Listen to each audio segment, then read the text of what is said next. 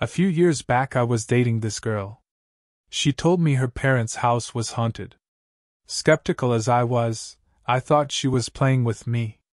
Then, she told me that she had an evil persona who would sometimes take over her body and damage her physically. She would wake up bleeding, totally oblivious of how she got those cuts and what just happened.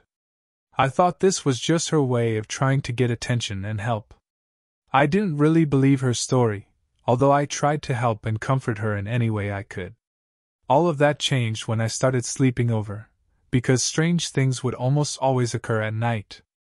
These experiences all occurred when my ex and me, and usually the dog, were alone in the house.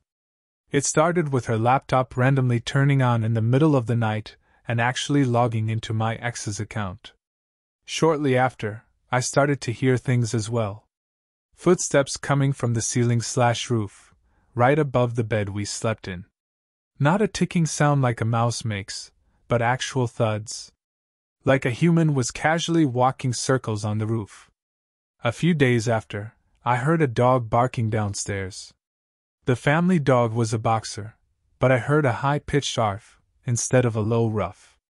I went downstairs but saw nothing special. The boxer was sleeping peacefully in his kennel in the kitchen.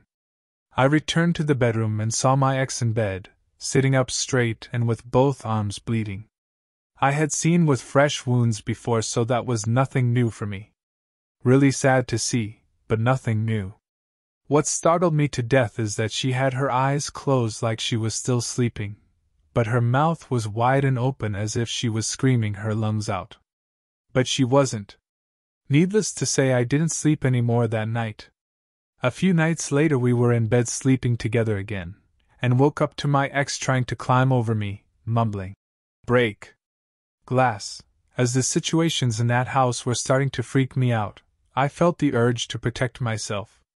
I grabbed my ex by the shoulders and yelled, "What are you, or whoever else, trying to do?" My ex woke up, but a second we heard a loud tack and the sound of glass breaking in the kitchen. I went downstairs to look and saw the locked cupboard wide open, and on the floor shards of what used to be 2 long drink glasses. Cleaned up the mess, walked back upstairs and found my ex sleeping as if nothing had happened.